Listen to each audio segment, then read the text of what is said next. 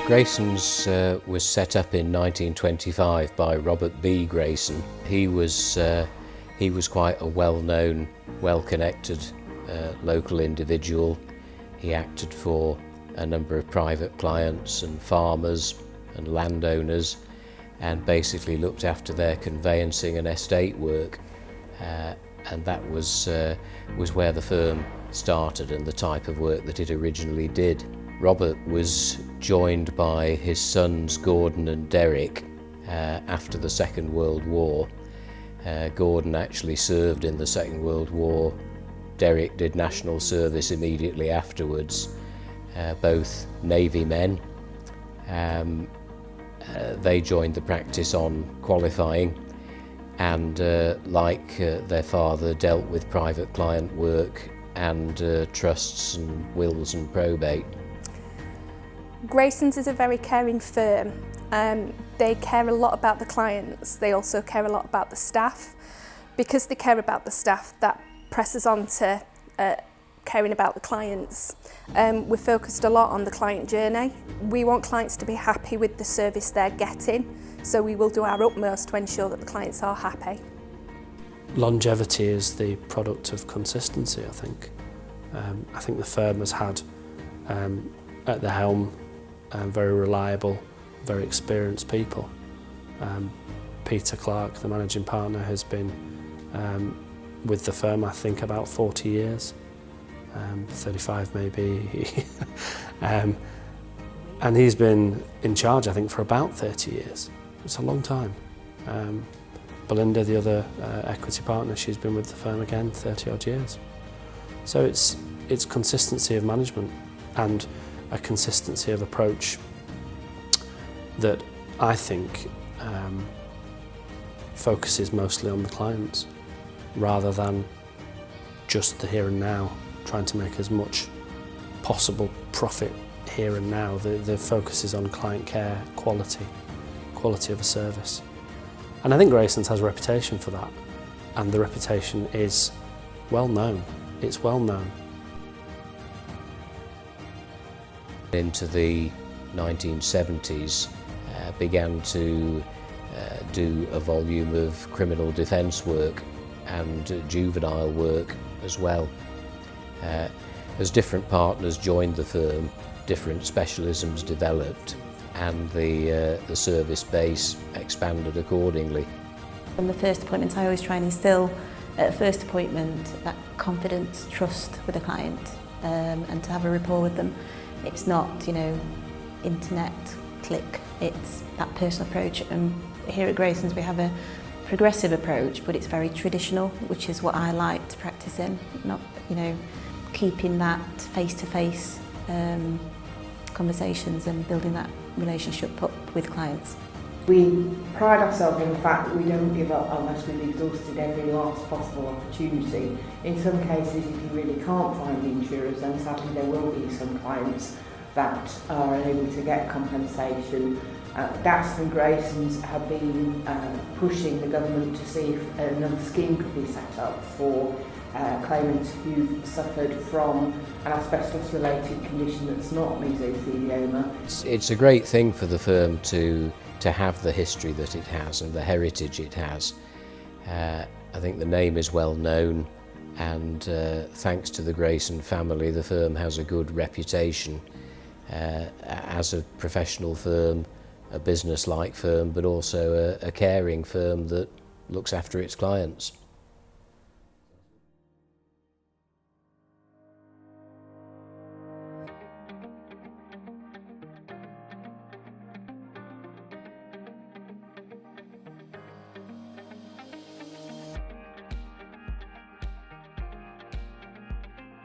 What I would like to say is, of course, that the small businesses, of course, are the lifeblood of our communities and our city. And it's very important that the people that are sponsoring this event, and especially Graysons, who is the main sponsor, fantastic company, solicitors, a law firm. It's such an important event, and we're so grateful that they've come along and been involved in this for us. Well, we've worked on one or two events with the council over the years, and they informed us that they were looking for a new sponsor for Art in the Gardens, something that we're interested in, promoting local arts and local events, and we were happy to take that on with them. So for next year we'll be sponsoring the Sheffield Young Artists too. I think it'll be a really good event. We're optimistic that it will be well attended. It is the first major event of the year to be staged following the COVID-19 lockdown, so hopefully something that's going to appeal to people and they'll want to come out and enjoy it. Yes, I think it happened when we moved from our old premises in Paradise Square in Sheffield, where we'd been for many years. We moved into some newer open plan space, and we wanted some artwork to make that an interesting place to work and for visitors and clients. And we were introduced to Alan. We liked the contemporary nature of his work, a lot of local themes, and he did some work around local parks for us, and we've got those displayed in the office.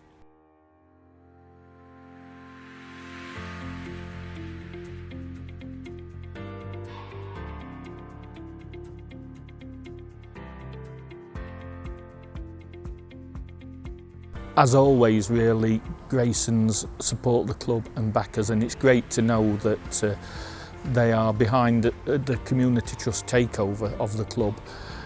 For many years now, I know they've been a really community-focused organisation, and they've worked on us right back really to the days at Saltergate, to be honest, when they were good neighbours of ours up on Saltergate, and working on us even in those days on community projects with the limited facilities we'd got there. And it's great that now that the trust are taking over the club and that we've got the backing with Graysons, and I'm sure that it'll lead to opportunities moving forward. I think it's the backbone of any club really, the businesses, and we've for many years enjoyed the backing and support of local businesses like Graysons and many others, and it's great that it reinforces really the club and as being part of the fabric of the town now for sort of around 150 years.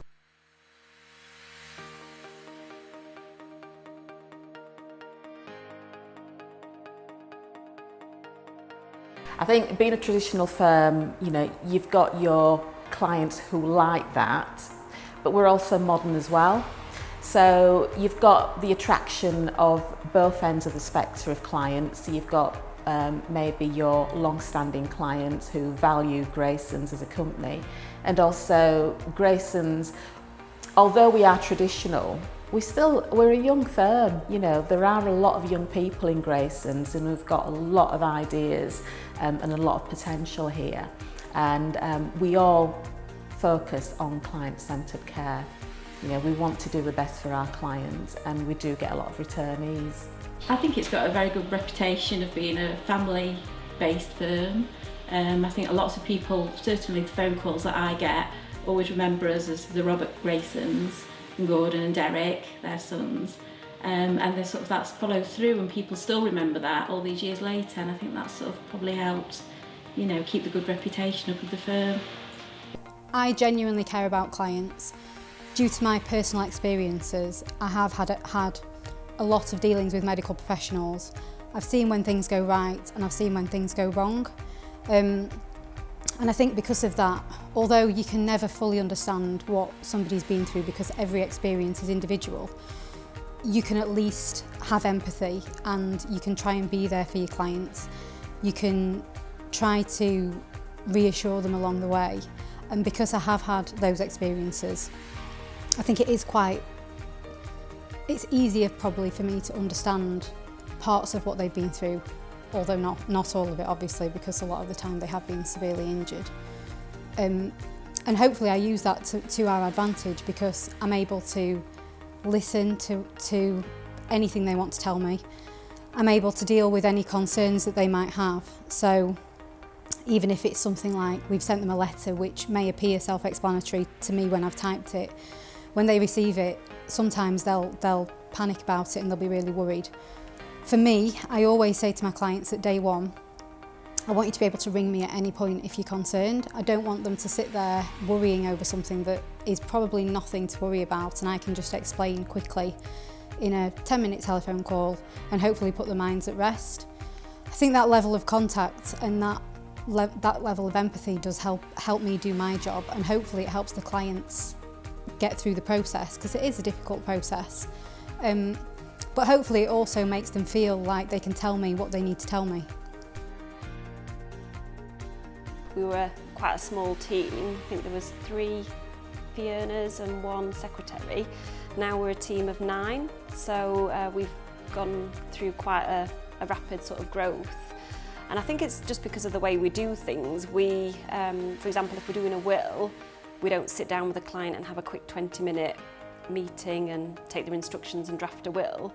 We allow a 2-hour slot for each appointment, so we go into sort of a real detailed conversation with clients to get to the bottom of the family circumstances, the financial position, and then we really do offer a tailored and bespoke service to the clients to draft a will that is appropriate for their circumstances. So that's quite unusual. I've worked at other firms where clients are, I suppose really the will is something it's seen as an add-on, and it's something that's a document that's drafted quite quickly, whereas we really tailor it to the clients. And as I say, we spend a good couple of hours for each appointment, which is quite a different way of working. So the firm as a whole, we try and support lots of local charities. So there's, we're heavily involved with Bluebell Wood, Sparkle, which is an autism charity, and then Sheffield Sands, which I chair up, which is for bereaved parents. But what we do, we try and do stuff within the firm, so raffles, dress down days, all that type of thing, but also when we're allowed to, we like to do lots of adventurous things outside as well. So we're hoping to do a skydive, we're also looking at doing a 50-mile walk to raise funds. Try not to keep it exclusive to one charity a year like many firms do. We like to keep those connections with lots of different ones, and I think the charity work is really important, and I say we try and do stuff that means that the whole firm can be involved with it. So basically I specialise in vulnerable persons trusts, and that's basically trusts that apply to individuals that may have learning difficulties or disabilities that are vulnerable individuals, and I target quite a lot of specialist schools, charities and organisations to go out there and give presentations to the carers and the guardians of them individuals, just to make them aware of the importance of having a specific type of will drawn up, and also what happens if there's not that type of will drawn up to that individual that may be then made even more vulnerable. So it's important for me to get in touch with as many kind of organisations and charities that deal with that kind of children and them kind of individuals, so that they have the knowledge and advice to be able to take that on themselves. Also do some charity work with hospices as well, so again, like I mentioned before, helping really poorly people that are at the end of their life, unfortunately, and that kind of successful feeling that it gives me, making sure that all that is tied up and sorted before that sad time comes along. So it's just about getting out there in the community and making people aware of the importance of what it is that I do, as well as supporting other local charities. We've been doing some work with some food banks as well, so collecting food for local food banks, and just basically getting out there and helping as much as we can. So I had some clients that lived up on a farm, and we did the signing appointment at their house. Once we got all the legal side out of the way, we decided to go and see the animals. It was a beautiful view, and that's something that we like doing, is we're always together. and we love animals, so yeah. It was interesting, wasn't it? We got to feed was it the goat that came out and the chicken? Was a sheep. Oh, Flopsy. sheep. Yes, Flopsy, that was it. That was the name of the sheep. It was just a really nice day, and the clients was really open, and they actually waited to feed the animals for us to come because they knew that we would want to do that, because we obviously expressed our love for animals when we met them the first time. Yeah, and I think that's the sort of perks of this job is we're not always behind a desk, and not everything's always in the office. We're out, we see different clients, we're in different environments.